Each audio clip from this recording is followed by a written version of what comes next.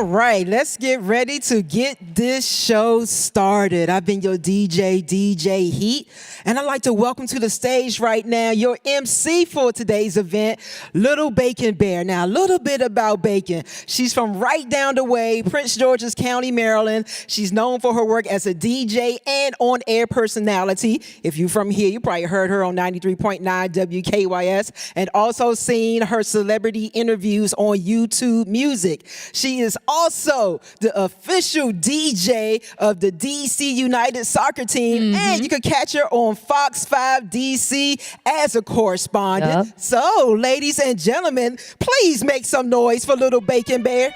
Hey! Wow. Great intro music. Great intro music. Can we give another round of applause to my DJ up there? That's my friend, a homie, a colleague, DJ Heat. You can catch her on the court, on the TV. What else you got, Heat? Oh, man, just every sport possible, I'm out. Truly every sport possible. But if you didn't catch it, I am Little Bacon Bear from right here at home, Prince George's County. If you're with me right now, let me get a yer. Yer. Lots more energy. Let me get a yer. Yer. All right, listen, I'm an interactive host, and I'm kind of short, so I like to talk. If you talk to me, we talk to each other. That's cool, right? Excellent. So I'm going to be your MC for today. Anybody from right here at home? Put your hands up if you're from right here. All right. Okay. And if you're from somewhere else, put your hand up. All right. Okay. Well, welcome to DC, my out-of-towners. I want to invite you here and say hello. What's good? I know that you guys flew here from wherever you came from, but we're excited to have you here at the NEAC conference. I believe that young people deserve a seat at the table, right? Right, we can cheer for that. We definitely can cheer for that. And I do know that since we all align in that, and Minister Regan is also believing that. He believes that people deserve a seat at the table, and young people, we should be there. At a time when the environmental movement is at a turning point in this country and across the world, this administration and the EPA are stepping up. The National Environmental Youth Advisory Council. We're just going to say NEAC because it sounds so much better. It rolls off the tongue, right? NEAC. The NEAC is the first ever body of young people from ages 16 to 29 that will regularly convene to discuss the most critical environmental and public health issues that are facing young people and their environments right now. How cool is that, right? Right. Now, later in the program, we will have the opportunity to meet the 16 inaugural members, but we got to hold off on that. I do want to welcome to the stage, if he is ready. If I can get his smile, I do know it's him. Good, great. I want to bring him to the stage. His name is Representative Maxwell Frost. Yeah, lots of cheers for that. He is our first special guest, and he's going to give his thoughts on this. We are so excited to have him because he is the first member of Generation Z to be elected to Congress, and he is one of the youngest members of Congress. Yes, he's locked in and laser focused and working to deliver change and real results on real issues. So for that, can I bring him out to the stage, Representative Maxwell Frost.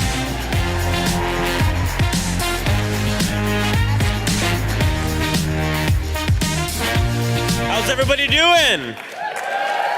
Awesome. It's amazing to be here with everyone today. This is a nice theater. I like this. I might have to do a concert here. I'm Congressman Maxwell Alejandro Frost, proudly representing Florida's 10th Congressional District here in the United States. Do we have people from Florida here? Florida? Okay. I used to say I come from the great state of Florida. I don't say that anymore. Now I say I come from the beautiful state of Florida. We're a beautiful state with beautiful people. I'm so excited to be here with young leaders from across the entire country as we kick off the EPA's new Youth Advisory Council. You are all here because you recognize that we are in a climate emergency. I mean, my home state of Florida is one of the frontline states in the climate crisis. Right now, the surrounding water in the state of Florida is the temperature of a hot tub. Because of that temperature, our hurricanes, natural disasters, and storms are worse, lasting longer, happening more frequently, and leaving vulnerable communities literally out to die. While fires, floods, and droughts affect every part of our country, you're also here because you all know that we have the power to end this emergency. The work that the EPA is doing is key to our generation's success and fight for both a livable future and a livable present. And I like to say livable present because for a long time, the climate movement has been based on talking about the future generations. And I care about future generations, don't get me wrong, but I also care about myself. And we know that the climate crisis is not coming, it's here. It is here. It is here right now. People are being displaced globally, but also here in the United States. Our most vulnerable communities do not have the resources they need to deal with the consequences we have already sown in for ourselves as humanity. But the good news is the worst impacts, we can still end that. We can still mitigate the worst impacts of the climate crisis. And the work that the EPA is doing is key to that fight. From the bipartisan infrastructure law that has meant billions of dollars for climate resiliency, and the Inflation Reduction Act signed by President Biden, which has put the most amount of money in our country's history towards ending the climate crisis. The EPA is also putting billions of dollars into making sure that underserved and historically neglected communities finally get the access to the clean drinking water and healthy place to live, thanks to the environmental justice projects that have connected, communities to the funding they need. And this is important. I always like to tell people, look, I come from the organizing space. That's been my life.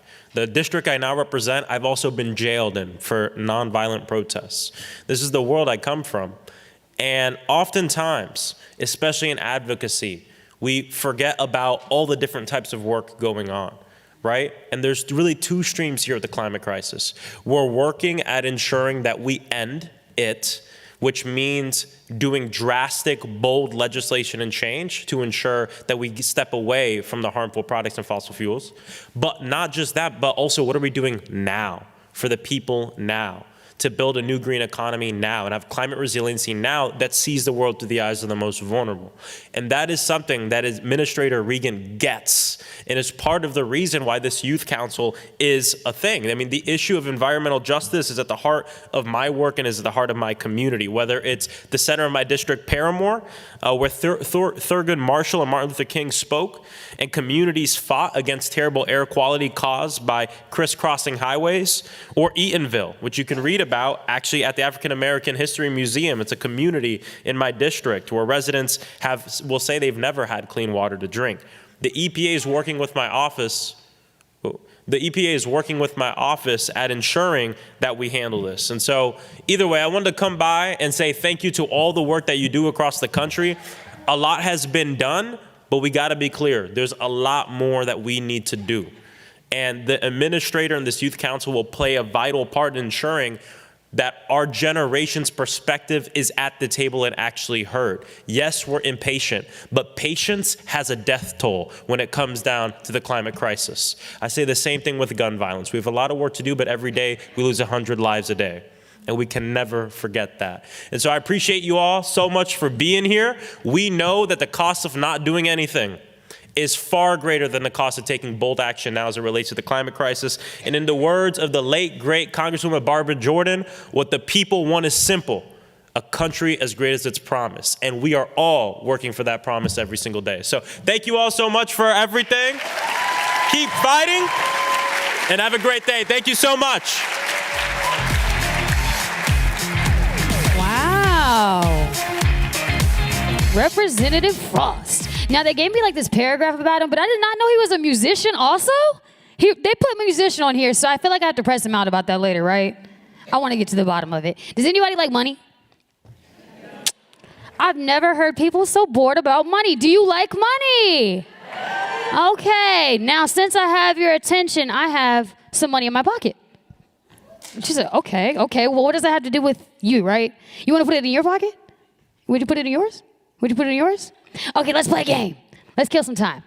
I call this a bacon challenge. Now, when I was on the radio, it's a very, very simple game. No ums, no ahs, no long pauses, or you lose. But if you get it correct, well, you get some of the money in my pocket, right? I know it's a little pocket, but it's a lot of money.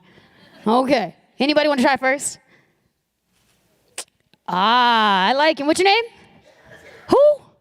Devontae. Make some noise for Devontae one time. Wow. Okay. Devontae, where are you from? Georgia. Okay, Savannah, Georgia. Like Georgia peaches. Okay, here we go. No ums, no ahs, no long pauses. Give me 3 fruits that have seeds in them. Grapes, watermelon, apple. Okay, round of applause for that. I got your money. But it only gets harder from there. Who wants to follow him up? And I'm going to remember. What about you? What's your name? Nick, where you from? Los Angeles, California. Okay. You like music? You love music? Do you love music? You're a real fan? Okay, let me get no ums, no ahs, no long pauses, of course. 4 music groups with at least 3 members in it. Oh, we got him there. Oh, wow. Oh, man. We thought we had him in LA, right? Okay, who else? Who wants to go? Right there in the back. What's your name? Yeah, you with the ascot, or is it a tie? What's your name? Noel with the tie. Hey, Noel. Say hey, Noel. All right. Where are you from, Noel? Laurel, Maryland. She said she remembers you. She remembers me. From where? From Broccoli Festival. Oh. Ah, yes, I was at Broccoli Festival. I did host that. But you're from Maryland, you said, right? Okay, Maryland girl, you should know this one. Okay, no ums, no ahs, no long pauses, Noel. Can you name 4 professional sports teams from right here at home? Wait. The Orioles. What was the first rule of this game? No ums, right? Okay, thank you. Thank you, DJ Heat. Thank you. Anybody want to try for the game-winning question right here? Because this one's really good. Okay. Right here. What's your name? Yes, you. Lucas, where are you from? Rockville, Maryland. So you're a product of Moco. Okay, let's see here. No ums, no ahs, no long pauses. I'm thinking animals. Can you give me 6 animals with a ferocious bite? Go. Snapping turtles. Oh, snapping turtles. Tigers. Tigers. Oh, wow. Wow, that bites. That has a ferocious bite, doesn't it? Okay. One more? Anybody else? Anybody else? Because I know I want to get somebody. Right here in the front. What's your name? One more time? Can I call you Ari for short? Is that fine? Okay, Ari, where are you from? I'm from Philadelphia. Philadelphia. Like the Eagles, right? Oh, my gosh. Whew. Okay, no pressure, Ari. You got time to learn. What grade are you in? I'm in 5th. 5th. Okay, so you should really get this one. No ums, no ahs, no long pauses. Maybe you can tell me, 5 things you can find in the checkout aisle at the grocery store. Candy, yup. Receipts? Okay, sure. Silence. Okay. Ari, that's a... Okay. So thus far I have 1 winner or 2 winners? Just one? Just Devontae and Noel? You lost. It's okay. One more. Right there in the back. Way in the back. You're going to have to shout for me. What's your name? Miss April. Make some noise for April. All right, Miss April. Where are you from? Don't tap on him. He can't help you. Okay. No ums, no ahs, no long pauses. You said you from D.C., right? Let me get 3 go-go bands. Chuck Brown's band? That's correct. Okay, all right.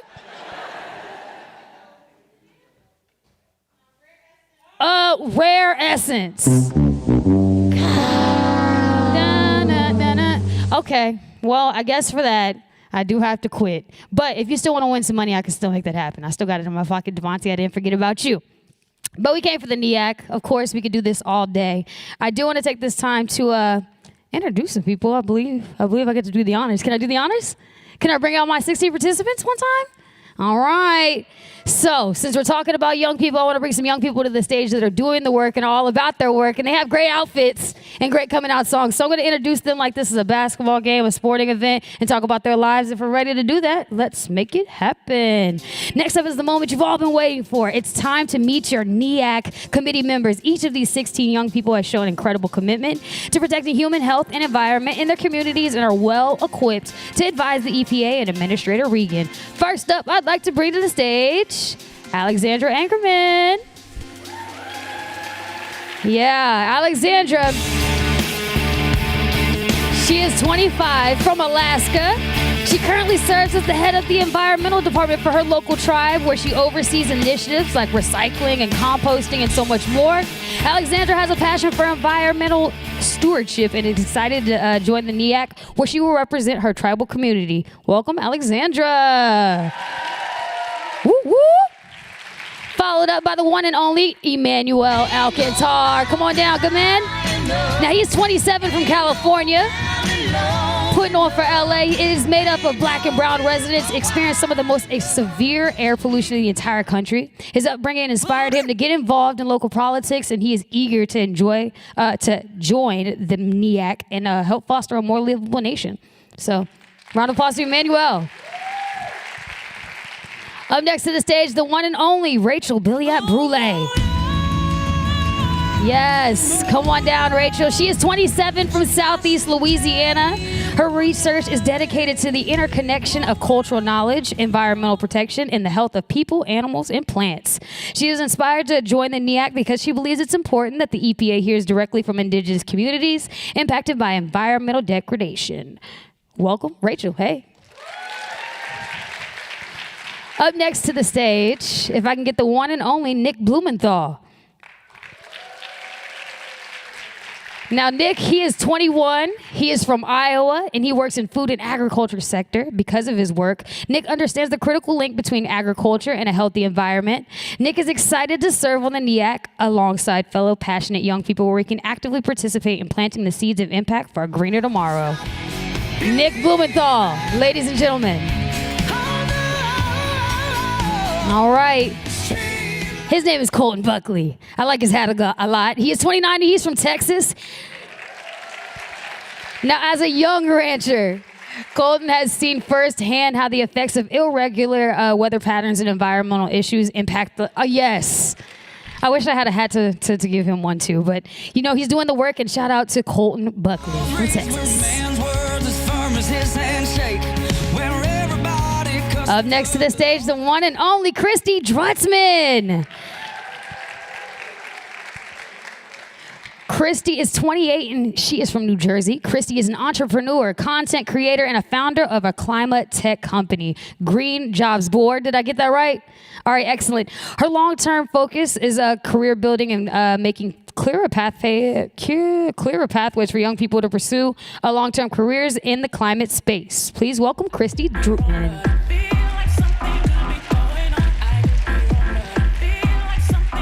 All right. Up next, we have Wanjiku Gatharu. She is 25 from Pennsylvania, excuse me. Oh, I love your dress. Come on, Fitz. Wawa's work as an environmental justice scholar activist is grounded in climate optimism because she believes in our capacity as a generation to live in a better world. Wawa founded Black Girl Environmentalist. Come on. A national organization that empowers black girls and women and non-binary individuals in the climate. I wanted to do the dance heat. Stop. Okay, one time for Wawa got through. Next to the stage, I want to bring Meghana Kuna-Peretti. She is 18 from Texas. Growing up surrounded by the oil industry in Houston, it inspired Meghana to educate other students on the disproportionate impacts of the industry, and she has since worked to implement student-led climate justice education curriculum over 50 districts, and she's ready to use her knowledge to serve on the NEAC. Meghana Kuna-Peretti. All right. Next to the stage, we have Shannon Maxwell. She is 27 from Missouri. Now, living on her family farm, it taught her that being a good steward of our environment goes hand in hand with being a good steward of our communities. This belief has led her to pursue a career in politics and policy, and she is excited to represent. One time for Shannon. All right, coming on down, we got Gabriel Nagel. He is 18 from Colorado, and Gabriel was exposed to climate change when a wildfire hurt his local community. Gabriel is committed to fighting for environmental justice, and he's a Filipino American. Come on now. And he seeks to amplify diverse voices and ensure that the climate action is inclusive and effective at all levels. Please welcome Gabriel Nagel. Now, she's from Washington, D.C., and she is 25 years old. That's Kira O'Brien. Born and raised on an island, her interest in the environment was defined by time spent outdoors in nature, hiking, fishing, and with her family. When she went to college, she spearheaded the creation of a bipartisan nonprofit called Student for Carbon Dividends. Now working on the renewable energy in the private sector, Kira is excited to join the NEAC because she believes an intergenerational dialogue is essential to effectively tackling climate change. Come on down, Kira O'Brien. Up next from Illinois, she is 24 years old. Her name is Lizette Perez. As a Mexican American from the south side of Chicago, Lizette witnessed the challenges and disparities that marginalized communities face in terms of environmental justice, equitable access to parks, and environmental education. She's inspired by the legacy of Hazel Johnson, the mother of environmental movement. Lizette will bring the unique perspective of inner city youth of color to the NEAC to ensure communities like hers are represented in important environmental justice conversations. Well done, Lizette Perez.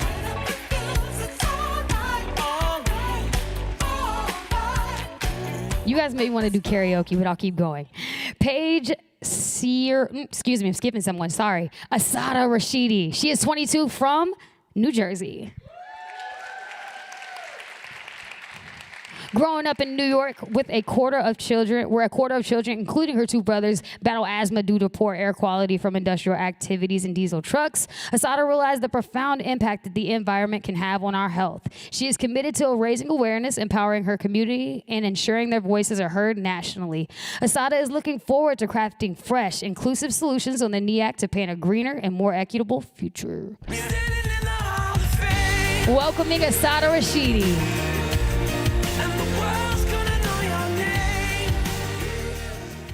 Now, I don't want to get this wrong, but please don't be mad if I get it wrong, okay? Osenega, Idaho? Did I get that right? Osasenega. Come on down, Osasenega. Come on down. Now, Mr. Idaho is 20 from Massachusetts. He became aware of the environmental health disparities which were disproportionately affecting his community while he hosts a podcast. You guys got to stream it. It's on all platforms, right? Okay, got to. It's called The Climate Doctor No MD to communicate scientific information in an accessible way. Mr. Iador is excited to use his skills and life experiences to help the NEAC address environmental health communication at EPA. Welcome to the stage, good man. You gonna see. Gotta be walking in peace. Gave me the key. I know that it's critical. Now that I'm here, I see everything that I need. And last, I do not believe that she's in the building, but we still want to show her some love, whether she's streaming online or you are here. Come on, you here. Last but not least, we have Sophia Kiani, 21, putting on for Virginia. That's what the Paige. Oh, I skipped you, Paige. Sorry, my bad. Paige, Sierra Goddess. Come on down. She is 19. From North Carolina, coming from a family that was concerned with environmental issues, she realized at an early age that the environmental stability is the basis of our future as a planet. As a current psychology major, she's excited to bring a psychological context to the NEAC to address the environmental changes in our communities. Paige believes that it is essential to understand the emotions, motivations, and beliefs driving people's stances on environmental issues. Cannot forget Paige Sierra Goddess. Sierra, I got it. Thank you. And we cannot forget Sophia Kiani. Like I said, she's not here today, but she is 21 from Virginia. And after witnessing disastrous environmental impacts of pollution in Iran, her family's home country, Sophia was inspired to get involved in the environmental work. During her senior year in high school, she founded the Climate Cardinals, the largest youth-led climate nonprofit in the world. Wow. Sophia is eager to contribute to the diversity of the NEAC and is excited to use her voice to ensure policies better serve the communities worst impacted by climate change. She can't be here, but make some noise for Sophia Kiani.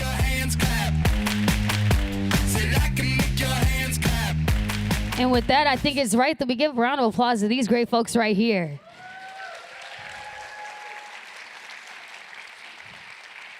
Okay. Now, I think you guys have to stick around because I have to bring Administrator Regan to the stage. Can we do that? All right. So he wants to introduce these folks here. He wants to show them lots of love because he is the first black man and the second person of color to lead in the U.S. EPA. Yeah, definitely cheers to that. He is a native of North Carolina, where he has developed his passion for the environment while hunting and fishing with his father.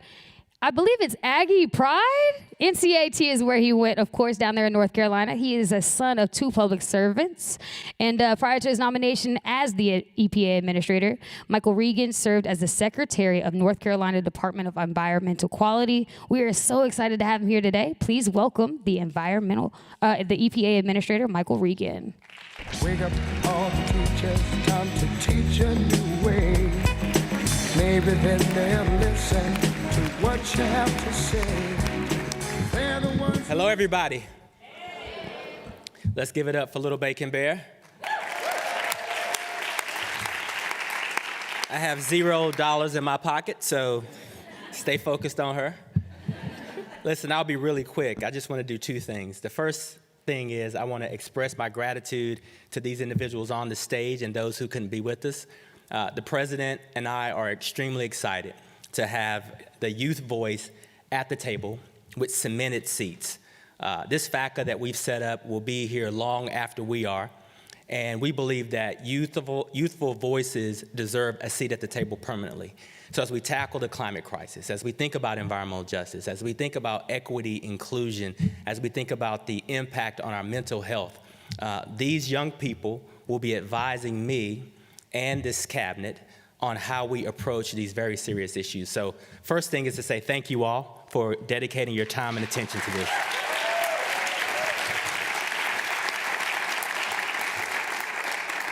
The second thing is what all young people require, which is a break for a selfie. So we're gonna do a selfie real quick.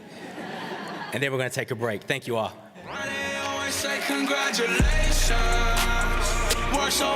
We have to get a selfie. Hold on. Can I get everybody on their feet right fast? We gotta get in a selfie too. Let's get our good side. Can we do that?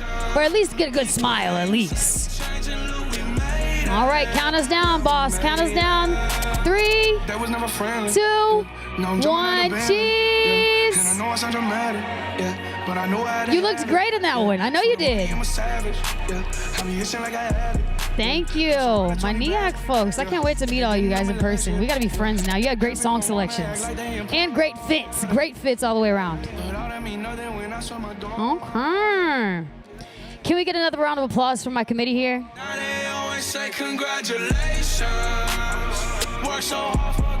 All right.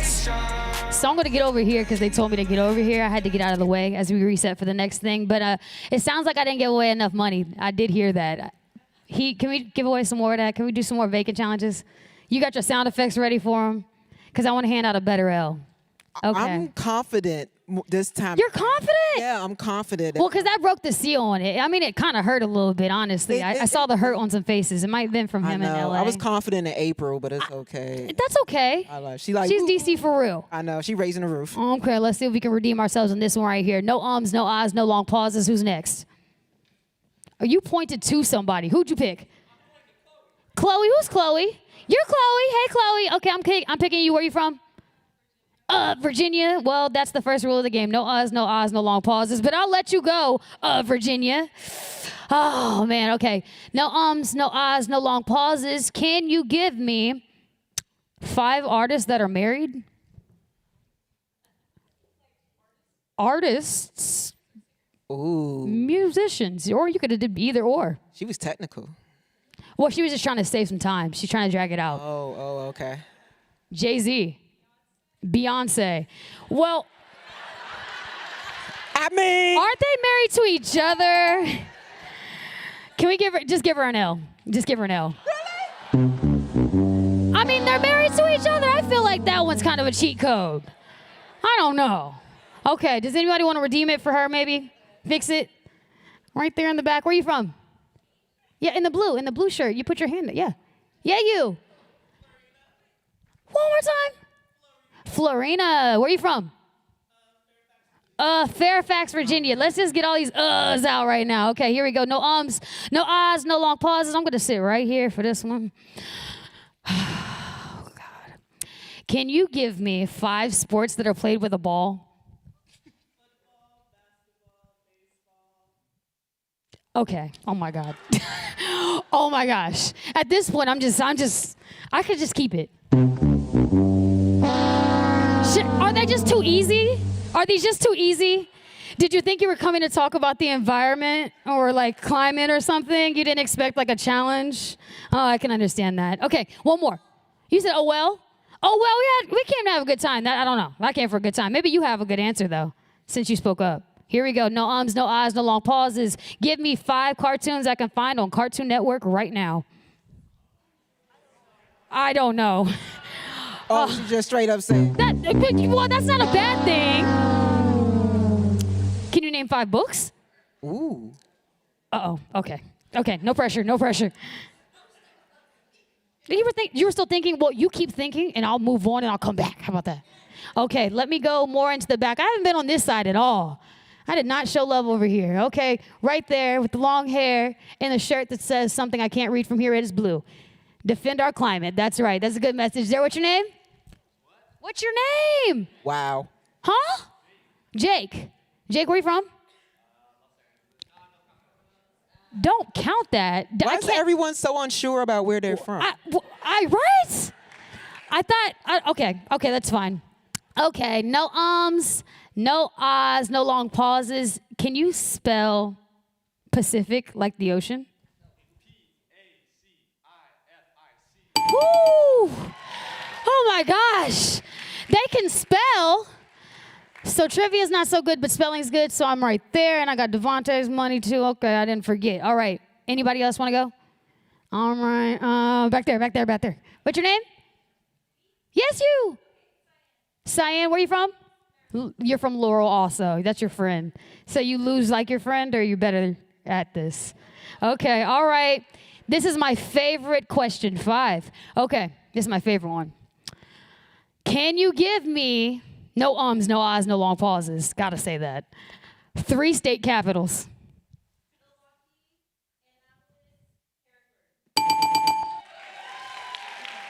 I wasn't sure, so yeah. Okay. Sounds right to me. That's 3 down. I think I can get 2 more, and then I think I can get out of the way. Okay. Way back there at the back. What's your name? Yes, you. Ashley. Round of applause for Ashley. Takes a lot to be, in the back and still have some, yeah. What you got? Yeah. See, what? I thought if I rephrased it, that would help, and it did not help. So she's from Virginia also. Okay, no ums, no ahs, no long pauses. Who has the worst drivers? Virginia, just kidding. Okay, real question. Okay. Virginia, where you from? It's definitely Virginia. You guys have the worst drivers. That's okay. No harm, no foul. I heard a lot of debate about that. They said they're better drivers. That's fine. It's okay. I'm a Maryland driver, and we drive great. You said what? Okay, no driving beefs here. No ums, no ahs, no long pauses. Good sis. Can you name?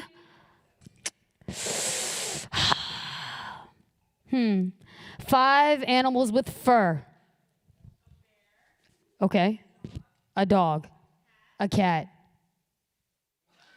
Oh my gosh. I just thought that was so easy, right? That was so easy. Jeez. They're going to have me up here doing comedy here soon because I guess bacon challenges are not the strong suit. Just one more. Oh gosh. And now I'm getting more hands because now you're just getting more excited because you think you got better answers than the next and you don't. Right here in the stripes. Where are you from? Maryland. Round of applause for Maryland. Woo! Oh, man. Okay, what do I got for you guys? No ums, no ahs, no long pauses. Can you give me 5 planets? Wait. You said Venus? Okay, sorry. I thought you said my elbow, like my weenus thing. Okay, all right. Venus and Saturn? That's 5? Give me 6. Okay, he knows all the planets. Okay, I got him. Okay, no pressure. No pressure. Oh, okay, all right. I think I got all my monies given away. So I think for that, who is from DC proper? Who is from DC? You're from DC? You're from DC for real? Well, that's complicated. She says she wasn't born here, but she lives here forever. Does it count? I'm looking for someone from DC proper. I'm so sorry. I'm just looking for someone specifically from DC. Miss April, I had you. Okay, right here. You? What's your name? Lalo. All right, Lalo's from DC. I'm going to get him out really, really, really easily, okay? We have lots of monuments in DC. I think we have more than like anyone else in the world or some other crazy stat. But can you tell me where the big chair is? The big chair at the Capitol. No. I thought you said you were from DC. But Miss April back there, like, I know this one. That's okay. No harm, no foul. No harm, no foul. Does anybody know where it is? Just shout it out if you know it. What? Oh my gosh. I heard 10 different names. Duke Ellington, they do have a chair. They do have a giant chair. I would have taken that. But what I meant was, thank you, Anacostia. Thank you. Right there. Okay. All right. Anybody else want to try just before I move on about my day? Anybody else? Any final takers? I'm seeing more hands. Right there. With your hand up, with your straight hair. Yes. Is it red hair? Yes, you. Hey. Hey, Zoe. Where you from? She's from Dallas, Texas. Woo, Texas. I got kicked out of camp in Texas, so I can only I got to be nice to Texas. I'll tell you about that story later. Okay, here we go. No ums, no ahs, no long pauses. Are you from Houston at all? Doesn't matter. Okay, here. Can you give me 3 artists rap artists from the state of Texas? You have so many. Ooh. Travis Scott. What about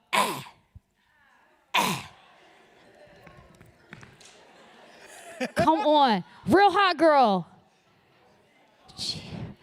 Oh, Megan. And then, jeez, okay, this is tough. You can't name 3 artists in Texas? Travis, Megan, because I gave it to you, and maybe Bun B? She said who? Okay, all right, she's lost. I'm starting to sweat for them right now at this point, honestly. Should I just give it up? No. Okay, Because one more. everybody has Game winning so question. This much will be my faith. absolute hardest one I could possibly think of. Okay, I pick you right here in the front. What's your name? Alexa. Alexa, can you turn on some music? No, I'm just kidding. Alexa, where are you from? Oh, boy. Woo! Okay, you're from New Jersey. You know who else is from New Jersey? Joe Budden. Can you name 3 Joe Budden songs? Wait. No, I'm just kidding. He can't do it either. It's okay. No. No pressure. That's okay. That was a crazy setup. Okay. No ums, no ahs, no long pauses. Can you give me 3 colors of the train lines here in the metro? Okay, which direction do those go? Which way does red go? Well, it only goes in a U, so that's how I would know if you knew. Yeah, but it goes like this is what I'm just trying to get you out. Round of applause for this good sis. Oh, man. I'm about to lose all my money. I didn't tell you how much was in my pocket yet, but, Okay, all right, that's fine. Can I give one more? Let's do it. I could do this really all day. I'm really a lot of fun on a first date just because of this alone. Where have I not picked? I like her hand because it's so strong and she thinks she's gonna get it right, and I feel like she might get it right. Yes, you. She's unsure. It's crazy. Right there, in the red. Is it a red sleeve? No, you just put your hand. You. Oh.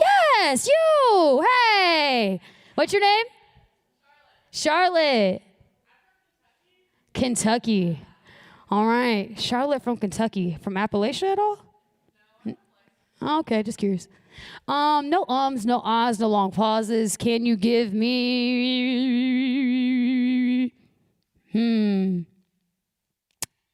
5 types of chips?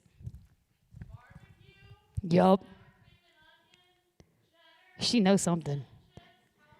She knows a lot about chips. All right. She could have kept going if I let her. I'm not going to lie. She could have kept going if I let her. All right. Well, DJ Heat, Yes. I think we can do the honors here in just a minute. Okay.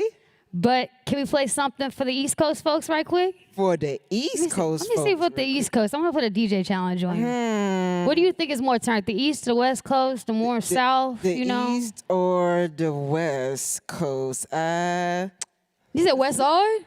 West Side? Okay. Well, let's just see. Let's just try it. Let's just Alright. see which area is more turned. I'ma Because play I already got my best idea, but let's see. Okay, I'll play Play something for 'em. Coast. That's East Coast. That's East Coast. I can't do this dance though. Can anybody do the? Anybody? You got it. You got me. Project, Let's see it. Let's see it. Let's see it. Let's go. Let's go. Boom, boom, boom. Yeah, yeah, yeah. All right, all right, right. All right. All right. He put on for Philly. You did something. Where you from? Oregon. Well, now I'm just all confused at this point. Okay, so he repped for the West and then went. That's cool. What else you got? Let's see. Let's see. Ah, really West Side. Really West Side. Anybody put on for the West? Anybody from LA? Let me see it then. You could put one. You could put a walk on the floor. Snoop Dogg. Okay. All right, cut that. You know what? I have an idea. Okay. Everybody is excited to rap and excited to make music until it comes time to do that, right? Yes. Or everybody's excited for karaoke until it's like turned on them, right? Yeah. So play a song. Don't play a song. Never mind. We ain't gonna make nobody sing. Not gonna make anybody sing because we got to keep this program moving just a little Let's bit. get it. I want to bring to the stage next up. He is a trailblazer. He has worked tirelessly to engage young Americans on the issues that are most important to them. Senator Bernie Sanders has been a leader in the Senate on so many important issues, especially his work to protect our environment. Senator Sanders has brought so many young people to the political process, and we are excited to have him here today to speak to us. Please welcome Senator Bernie Sanders.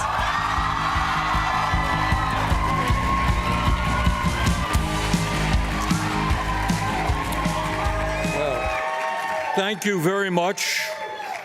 And let me thank Little Bacon Bear for that introduction. I don't have to tell anybody here today that these are tough times for our country, tough times for the world, tough times for the planet. And what we are here today to understand is that if we do not work together ceaselessly and boldly, there ain't gonna be much of a planet left for your generation and your kids and your grandchildren. So, loudly and clearly, I'm not a good singer, not gonna sing, but what I am gonna tell you is we gotta stand up, we gotta fight, we have to tell the fossil fuel industry that their short-term profits are not more important than the future of this planet.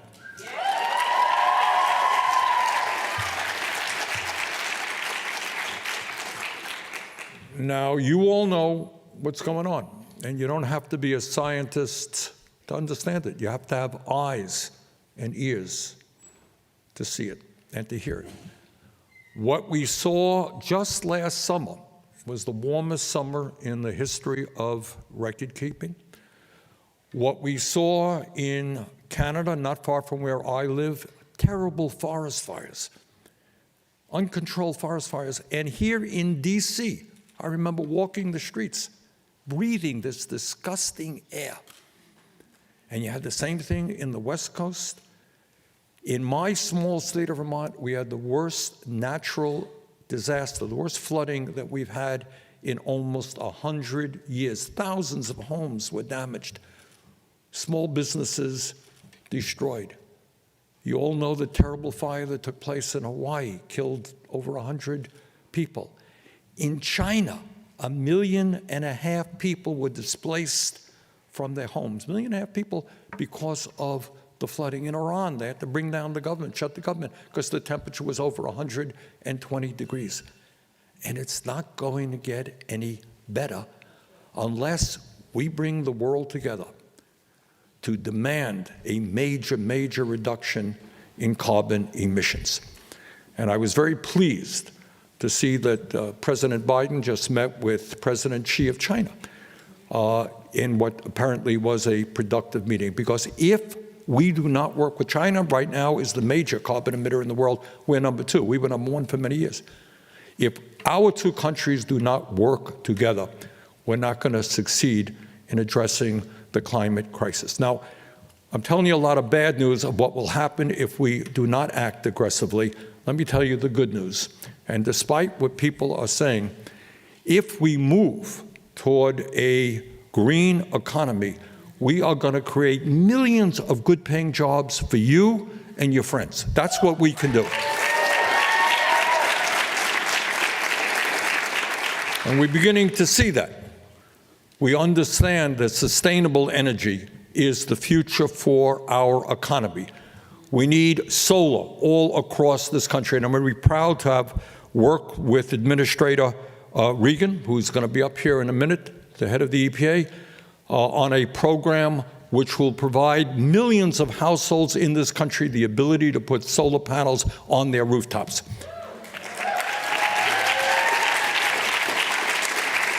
And more, we want to build that solar in this country. We need workers to do that. We need workers to install the solar. We need workers to work on wind and other forms of sustainable energy. So anyone who tells you that moving to a green economy is bad for workers, I don't think is being accurate about that. But the bottom line right now is that climate change is an existential threat to our planet. It impacts not just the United States, but every other country on Earth. And in fact, tragically, it impacts some of the poorest countries in Southern Africa even more, who had nothing to do with carbon emissions and creating this crisis. So right now, all over the world, in poor countries, Latin America, Africa, you're seeing people unable to grow their crops because of drought, unable to stay on their land because there is no clean water to drink or for irrigation, and they have to leave. They're migrating. You see an increase in disease. So these are tough, tough issues, but I absolutely believe is that if we bring this world together, I mean, the positive aspect of this is a crisis which can and must bring the world together. Instead of investing in war, in guns, in planes, maybe we invest in sustainable energy so that all of the children of the world have a chance to live good lives. So with that, let me just thank you and thank the administrator for forming the National Environmental Youth Advisory Council. We need your help. All right, you're going to be there with us? We need your ideas. We need your ability to communicate with other young people on this issue. So I want to thank all of you for being here. I want to thank Administrator Regan for the great work that he is doing. And without further ado, let me introduce to you our outstanding EPA Administrator, Michael Regan. Thank you.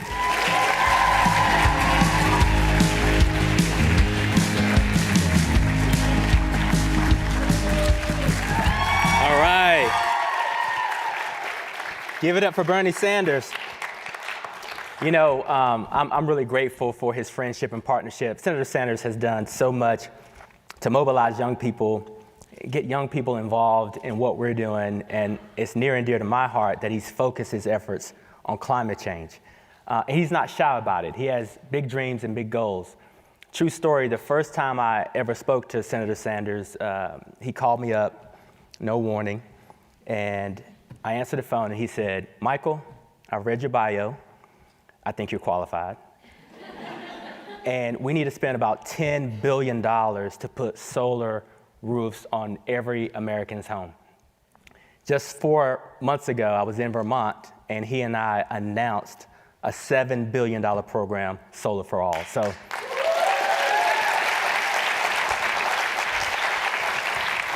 He has big dreams, big visions, but more importantly, Senator Sanders always delivers. It is now my pleasure to introduce Ms. Sheila Matthews, our moderator for today's Fireside Chat. Sheila is an on-camera host and digital producer at Anscape, a Black-led media platform dedicated to creating, highlighting, and uplifting the diverse stories of Black identity. Part of the Disney network, Anscape is united by the shared mission of illuminating Black culture.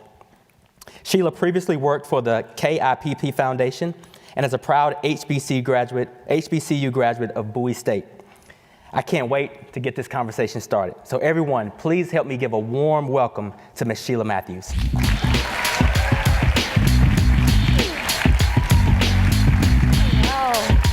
Thank you. Such a pleasure. All right, well, hello, everyone. Hi, I'm so excited to share in conversation with you all today. We have some special guests who are going to join us a bit later. But for now, Administrator Regan, so good to sit down with you. It's good to sit down with you, too. I'm so excited. It's always great to share space with people who are conscious of things that need to happen in this nation and specifically put the youth first in those conversations, and also fellow HBCU grads. So I'm excited to get to know you a bit more in these questions. Okay, so something that I think we can all appreciate here is that you have put youth engagement as a focus of your tenure. So I want to know some more about why it's critical to bring youth to the table to discuss these pressing environmental challenges. Well, it's a great question, and Senator Sanders sort of touched on it, which is we need them. We need that voice. We need Gen Z. We need the millennials. You know, I've traveled all across this country. Maybe 35, 36 states. I've been to 11 different countries internationally. And at every stop, there are young people voicing their opinions, wanting a seat at the table, bringing a ton of different solutions. And so instead of having these passing conversations, we thought we needed to memorialize their voice. This is the first time EPA has ever done this, and I think it's the first time the federal government has really focused the youthful voice towards the environment, starting with climate change, but going through environmental justice, equity and inclusion. And so I am really, really, really excited about this council. Absolutely, I think everyone here is excited as well. Yeah. So talk to us more about how you envision working alongside the NEOC council members. Yeah, I think that word alongside is so important. Partners, side by side, sleeves rolled up, getting the work done. As I mentioned, we have climate change, environmental justice, plastic prevention, recycling, conservation. We really have to bridge that divide between our rural and urban communities.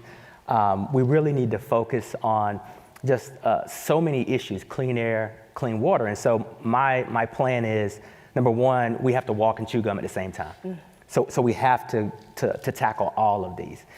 But I want to get their perspective on which of these they would like to prioritize and partner with us on first. I know climate change and environmental justice is high on their agenda, but there are some others that they've expressed interest in. So at the first meeting, we'll sit down, we'll pull out our pens and paper, and we'll figure out exactly how we're going to tackle this from now through hopefully the end of time. Absolutely. Well, staying in the spirit of alongside and welcoming and partnering, I heard we have some special guests who are ready to join us in this conversation. I think we do. Yeah, if you could all give it up for our youth leaders, Saad Amer, founder of Injustice Environment, Ariel King, host of The Joy Report, and Alex Verbender, regenerative finance professional. Welcome to the stage. Good to see you.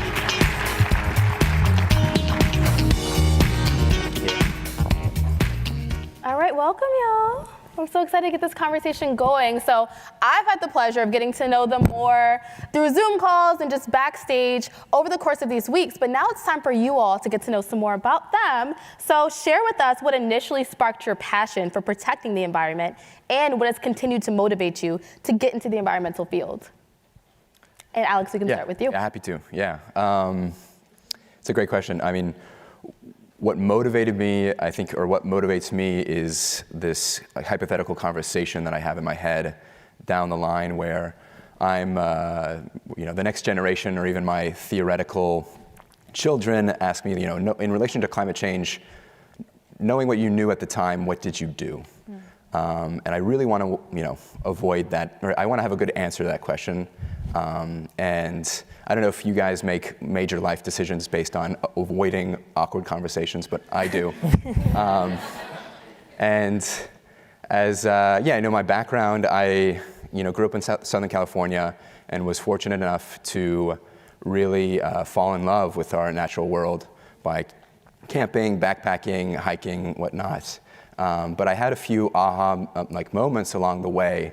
And one big aha for me was understanding that my friends and family, while they were voting and participating, they were doing something that was totally undermining all of their values, and that was the way that they saved their money or they invested. And a lot of people don't know that their retirement account, their 401k or their IRA is actually actively undermining their ability to retire into a sustainable future. And so I wanted to kind of build or just find ways in which Americans in particular could invest their money in alignment with their values, especially in ways that they could be stewards of the earth. And I guess what renews my passion these days is just conversations like this with people that have solutions that are way different than mine, ideas that are way different than mine, and just I get invigorated by those kind of talks. So thanks, guys.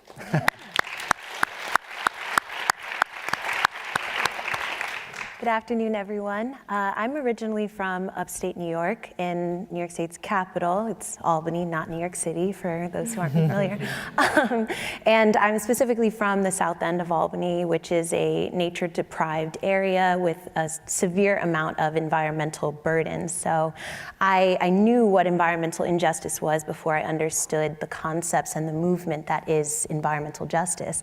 And from there, I was very fortunate to have parents who brought me out to nature and mentors who made it their mission to help young people cultivate a love and appreciation for the outdoors. And so, through summer camps and programs, I had the opportunity to learn very early that one of my main purposes on this planet was to encourage other people to understand the value and beauty of this planet and to commit my life to environmental protection and the protection of people and planet simultaneously, recognizing that we can't do one without the other. And so continually, that is my focus. That is what propels me through this work. And I believe that if we continue to invest in environmental education early and creating access and pathways for young people to cultivate their own love for this planet, then it'll make it a lot easier for us to all commit to climate action moving forward. That's awesome. Beautiful. Yeah. Hi, everybody. Thank you so much for having me. My name is Saad Amer. I'm a climate activist and the founder of Justice Environment, which is a social impact consultancy that focuses on climate change and navigating the just transition. I work as a consultant to the United Nations and do a lot of activism and organizing around democracy, and in particular getting young people and people of color out to vote. My journey starts so much from my background. My family is from Pakistan, and there are such disproportionate impacts of the climate crisis to so many Black and brown communities, yes, here in the United States, but also all around the world. And one thing that really stood out to me was, while I started my organizing work when I was in high school, I grew up on Long Island. I created a 100-acre land preserve and an organization around it with a bunch of my friends back in my high school days. But when I went to Pakistan, I just saw how the infrastructure was. I remember this one particular story where I was taking some photos at a waterway that was just absolutely littered and covered with a dump, essentially. And while I was there taking photos, I saw a wooden cart drawn forward by 2 school-aged children who must have been 8, 10 years old during school hours. So really seeing how this is an intersectional issue of these people of color across the world having products that are largely from companies centered here, having all of that go straight into their waterways, polluting their water resources, and being drawn by children. And I think a lot of those issues, while we might see them as something of the developing world, they have exact parallels here. And there's a lot of effort that we need to take and improve to include clean air, clean water here as well. And the EPA is doing a lot of great work to do that, but so much of my work centers around those communities and really trying to represent our voices and just trying to bring forward climate justice and center that in these conversations about climate change. Yeah.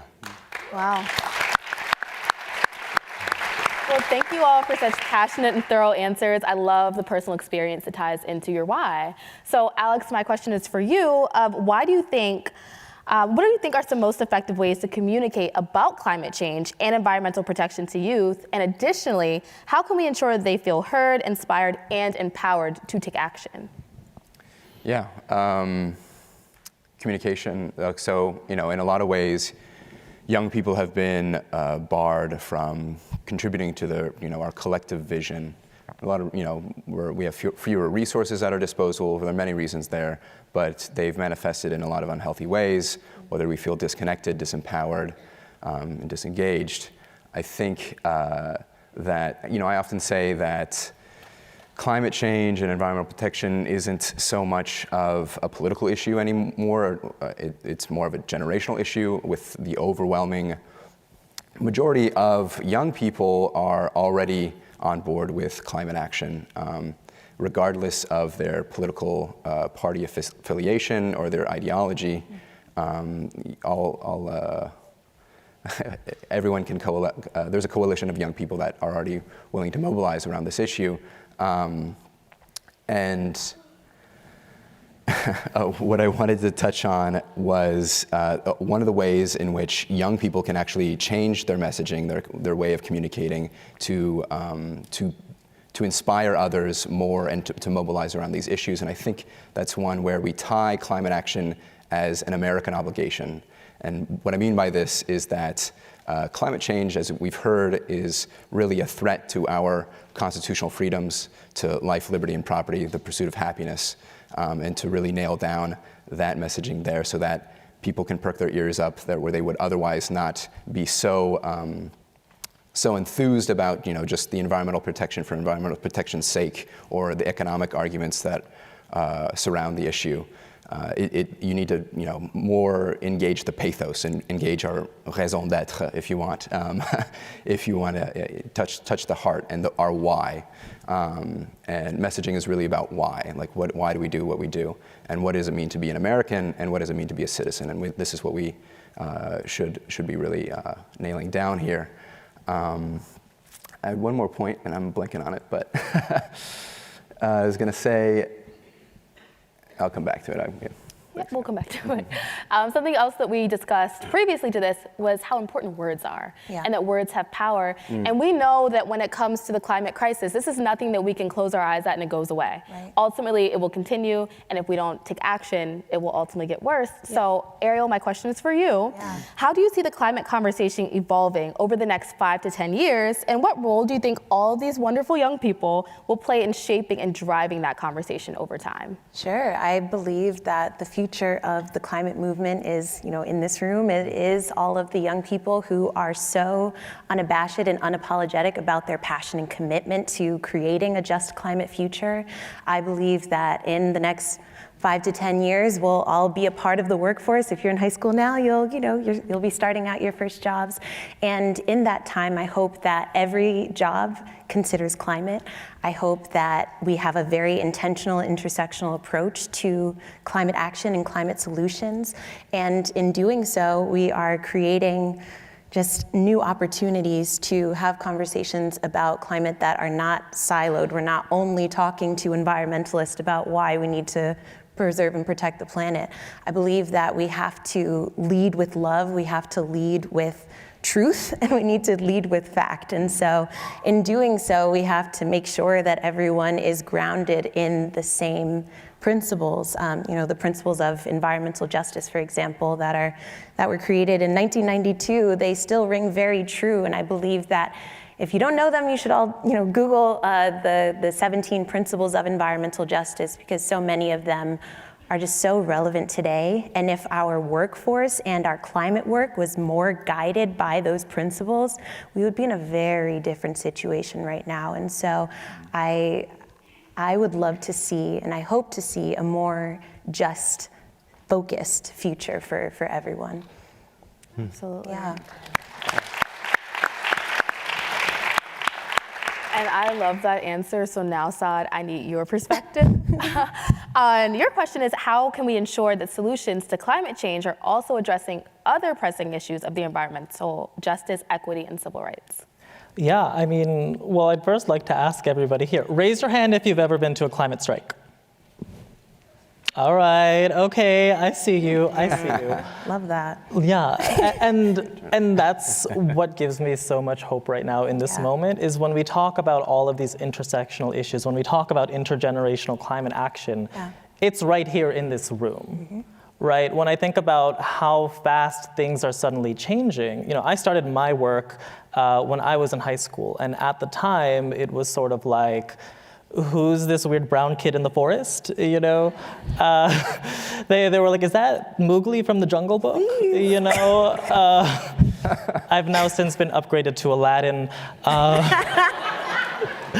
But, you know, I think we've come such a far way, because back then the discussions very much centered around global warming. Is it real? Is it not real? Yeah. And, you know, you would sort of see these panels on TV of a climate scientist, or Bill Nye, and love Bill Nye, and a full-blown climate denier, and presenting it as if this was a 50-50 scenario. Yeah. Right, and that's just not the case. The science is clear, the evidence is there, it's been there. And since then, you know, I've been doing this work now for a majority of my life. And since then, the climate crisis has only gotten worse and worse and worse. Our emissions have gone up and up and up. And we keep seeing these massive, massive climate disasters unfold all around the world. And in particular, they impact Black communities, brown communities, people of color, the LGBTQ, women disproportionately. And the current climate movement is led by those exact groups. Yeah. And that's what gives me so much hope and faith, is that the reason why these days we center issues of equity and justice and inclusion in so many ways is because of the voice of activists, is because of the rallying cries of the people in this very room who take to the streets and unrelentingly, for years, continue to organize again and again and again. And to be honest, that's the reason why we're seeing the launch of things like this here today, because of the spirit and knowledge and intelligence that young people are bringing straight forward into the climate movement. And when I think about issues of equity and justice and inclusion, we can't solve the climate crisis without centering those things, right? When I think about the future of climate policy and climate action, there's sort of two ways that we can go about it. We're gonna have to deal with it no matter what, right? Like, we see these storms, we see these floods, we can wait until they're already here, or we can take action right now. Say we decide to take action right now. We fully have the ability to fix issues of inequity. We have the ability to ensure that people of color who have been marginalized throughout so much of history are brought to the forefront. We have the ability to fix economic issues, to fix issues of clean air, water, land, health. All those things we can address. Or we can exist in a system where all of those problems get worse, where the rich get richer and communities like ours are continued to be forgotten. Yeah. And so I want to remind everybody here how pivotal and how essential it is to center environmental justice in the work that you're doing. And I know that the EPA is doing a lot of this as well, because if we don't address that, then what are we addressing? So, you know, I know that a lot of you have been out to a lot of climate strikes. So what do we want? Climate justice. When do we want it? Now. What do we want? Climate justice. When do we want it? Now. That's what I want. I love it. Yes, yes. Oh, I love how you brought in the aspect of community and how important community is and how we all play a part. So my question to the group And Minister Regan, you included. We'll start with you, Alex. So my question is, how can we raise awareness about environmental issues within our communities? Yeah, I'm a big proponent of grassroots activities and local action.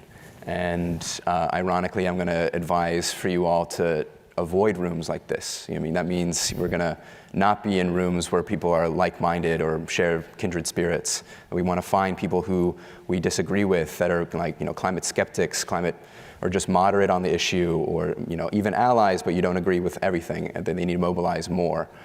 Seek out those conversations with good faith and understanding, especially love, I think is a very good part of that.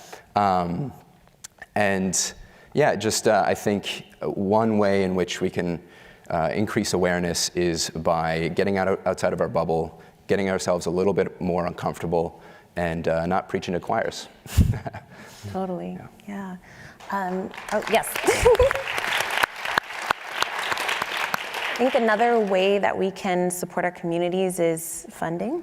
I think hearing about the fact that all of the climate movement right now is led by a more diverse group of people than it ever has been. However, philanthropic dollars are not being properly distributed to those groups that are led by BIPOC, that are led by young people. That's a problem, and that's one of the huge ways that we could ensure that the communities who are being most affected by climate change are able to tell their own stories. I think it's always important to create opportunities for those who are impacted first and worst to be able to tell their own stories. And I think that this advisory council is so exciting and so important because you all come from communities where you are experiencing some of the worst, most catastrophic impacts of the climate crisis, and people, these are your homes. And so, as always, it's important to listen to people, it's important to ask questions, and not believe that you are the expert, right? Always go in with an air of wanting to know more, wanting to be benevolent with your time and with your understanding, using your skills and adding to whatever grassroots organizing is already happening in a space, and not taking over or even helicoptering in and believing that you have all the answers, all the solutions. And so those are definitely some ways. I think also just investing in environmental education will be so crucial. There are so many states now that are starting to require climate and environmental education, and I think that we should be using those models everywhere. Like I said before, if we are creating a habit of environmental protection and intersectional environmental education, then you don't have to explain it later. And so yeah, that's some of the ways that we can go about that. Yeah. No, I think that's absolutely true. And it is that community building and that participation that helps build a movement. Movements don't move on their own. Right. It takes momentum. And that momentum comes from us. We are that movement. And when I think about one of the most important ways to make change, right? What I think we often hear about from environmental groups or in school or on TV is like, do you use a reusable water bottle? Have you stopped using plastic straws? And that's all fine and good, and we need to make those changes in our society. But one of the solutions that I think we need to fundamentally center in the climate justice movement is democracy. Yes. We have to center how important it is to get out and vote. Mm-hmm. Because when we often talk about these large-scale changes,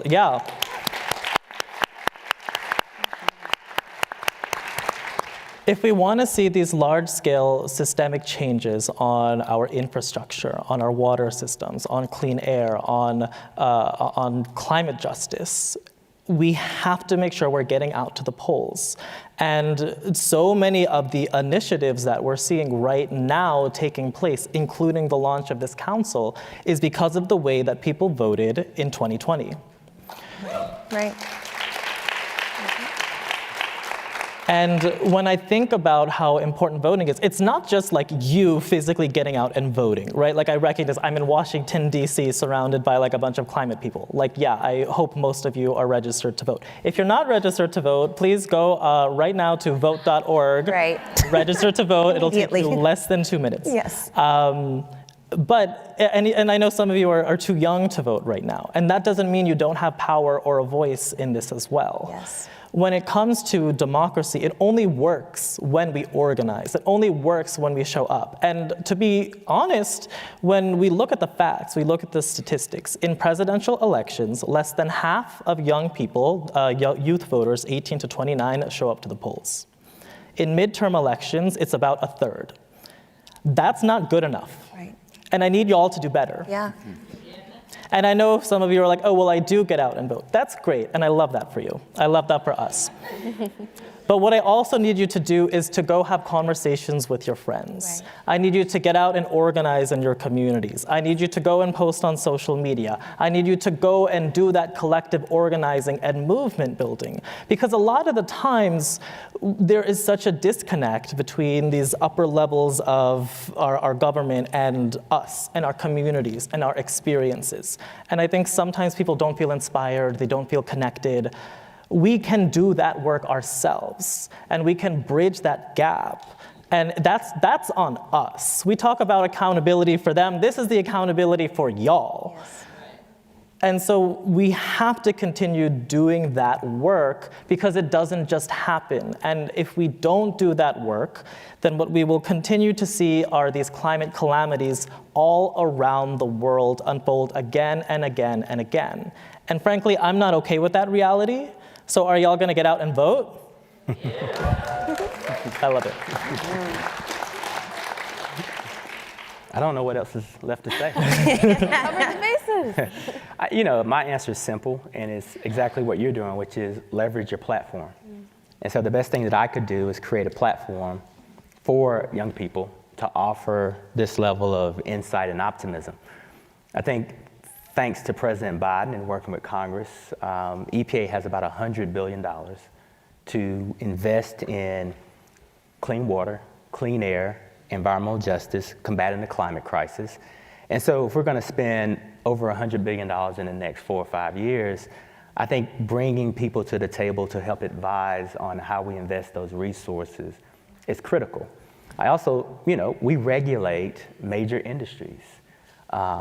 Chemical, petrochemical, utilities, water utilities. And so I think as we're designing regulations and policy, in addition to investing tens of billions of dollars, this is a moment. Yeah. And so we've created this opportunity for these young people. Take the activists off the streets, bring them into the boardroom, give them a platform, and let's talk about how we, in a unified way, invest in all of our communities. And the last thing I'll say is there is an opportunity for every single aspect of life here. We're talking about $1 trillion market for sustainability and clean energy. So absolutely. This is the opportunity to make capitalism work for everyone. There are spiritual reasons. When I travel the country and you meet with the indigenous people, there are spiritual and cultural reasons why we protect our air and our water. There are economic reasons why we should. There are national security reasons. And so hopefully the representation that we have in NEAC will understand the gravity of all of the decisions that over 17,000 proud EPA employees think about every single day. So I've got a very talented EPA staff, world-renowned scientists, engineers, lawyers. They are as excited as I am about opening the door to Gen Z and millennials, helping them understand the gravity and the magnitude of the decisions that we have to make, making them as accountable as we are, and then collectively thinking about how do we make this country as great as it should be. Absolutely. So listening to all of you on that last question, something that really stuck out to me was the common theme or the through line here of doing your part. Yeah. And I'm thinking about the people who are watching on the live stream, who will watch later, who are in this room, who are getting educated on the topic. And in the spirit of inclusivity, I'm really curious to hear from you three about what is one thing that somebody who is just joining this fight for this change could do. I know we mentioned, inserting paper straws versus plastic straws and things like that, but what is one thing, it doesn't have to be your top thing, 'cause I know it's many things we can all do, that you would offer to somebody? Just one thing? Tough question. I'm going to try to get away with a couple, maybe. One that I was saying earlier was, don't shy away from patriotic language. I know it sounds cheesy, but it's what's needed. Two is don't forget what capital markets mean and how they shape our society. I would avoid pestering people about their individual consumer choices, as you were talking about, and focusing on how we can better invest in a future that is regenerative and actually reflects our values. And then if I can sneak away with one more, net zero by 2050 is not enough, as many have said before, and we need to really be focusing on net zero emissions ASAP. And anyone who's saying anything but maybe 2030 is that needs to change. And so make sure that that's reflected in your messaging. That we're looking for ASAP. Yep. Thanks, guys. I think I want anyone who is feeling ambivalent about joining the climate movement or who doesn't feel like they know enough to be able to be a real advocate to understand that you shouldn't be an expert before you start taking action. We need a lot of imperfect environmentalists who are doing the work and talking about the importance of climate action to be able to make real change. And so, you definitely don't need to have all of the degrees in environmental studies to be able to be involved.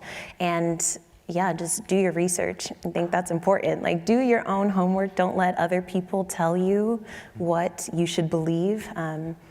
Because that's a really important part of self-determination, is understanding what is happening around you and being able to respect and reflect that and create action on your own based on your understanding. So do your research.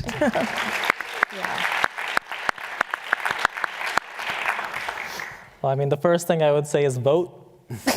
If that wasn't clear, But I do think that for people who are new to the movement and joining, I would say find your environmental superpower, right? And that doesn't mean go get a PhD in climate science and study the atmospheric whatever, right? That's all great if that's your vibe. I love that. But at the same time, climate is a jobs issue, it's a justice issue, it's a food issue, it's an agriculture issue, it's a transportation issue, it's an energy issue. Whatever it is that you do in your line of work, whether you are a lawyer, whether you are a doctor, if you're an engineer, if you are a janitor, if you're a chef, whatever it is that you do, you are making an impact on this system. And you too have the ability to change what you do and how you interact within whatever system it is that you work in. And even as students, that's true too. And so what I would say is reflect, find the thing that you're passionate about and find how that intersects with environmentalism. Find how that connects to the larger movement and bring that. When you bring those real authentic qualities of yourself, you start to find that, oh my God, I'm making a difference. I can do what I love and I can change the world. And that sounds pretty sweet to me. So that's my advice. All right, well, before I let you all go, I do have one more question, but I want to take a second to shout out the NEAC members. Congratulations. Yes, it was an amazing day and an accomplishment. So my question is to everyone on the stage, starting with Alex, ending with the administrator, but it's for you all. So my question is, in 30 seconds or less, speed round here, what's one piece of advice you'd like to share with our NEAC members?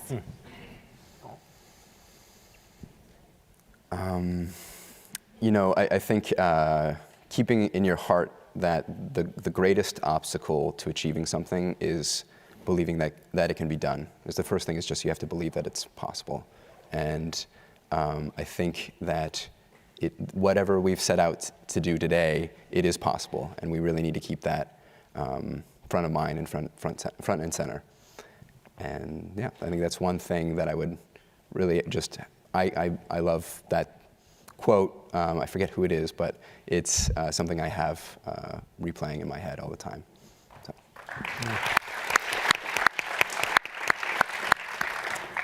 You were all selected for a reason.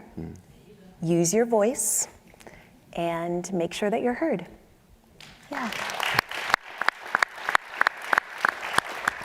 What do we want?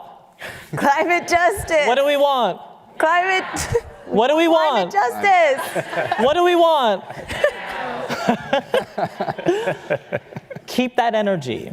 Keep that joy and keep that energy. Maintain your voice. Yeah. I think a lot of the times when you go from the streets into the seats, you tend to compromise what it is that you are saying. Yeah. Don't do that. No. They're doing some great work here. They are investing records amount of money into all sorts of climate goodness. Tell them where to put it. Right. Tell them where you come from and make sure it goes to the places that it needs to go. Advise them. That's why you're here. Raise your voice, speak up, and do not compromise. Continue to do the work in your community and bring that perspective here. Yeah. That's my advice.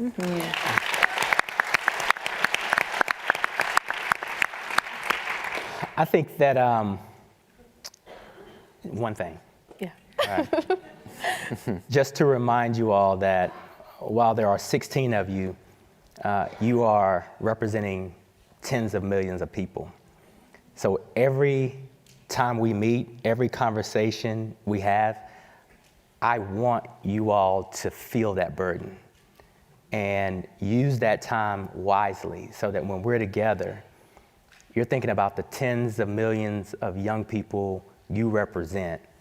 And when we're trying to solve these complex problems, we're gonna close the doors and we should not leave without resolving some of them. So when you have that burden of thinking about representing tens of millions of people, I think you will have a stronger desire to get some things done. So just remember that. Well, thank you all so much for taking the time to speak with me today. It was inspiring to me, and I'm sure it was to everyone watching and everyone in the audience. One more time for our amazing Fireside Chat panelists right. and the administrator. And our moderator. Yes. All right. Enjoy the rest of the program, everyone. Wow. What do we want? When do we want it? I love the chant. I love the chant. Round of applause for my panelists there, man. Now I'm like, what should I do when I get out of here? How can I do my part? Of course, right? You're thinking the same thing, right? Of course. Well, one time for my DJ Heat again. She works so hard. And thank you to all of you, whether you're from here, just visiting here, for being here. We appreciate you. And as we close out, I want to thank you guys for joining us to mark this historic occasion. Thanks, EPA, for having me host this and letting me join this celebration. I don't know about you, but I'm excited to see all the work that my NEAC folks are about to commence and get to. We hope that you continue to follow the NEAC's work and stay engaged. And thank you for doing your job. And have a good one, guys. Have a good day. Yeah. Can we take a selfie before we go real fast? For the gram. Something for Instagram. We got to prove we did it, right? All right. You can sit, you can stand, whatever. You ready? Here we go. 1, 2, 3. Beautiful. You look great. You look great. You look amazing.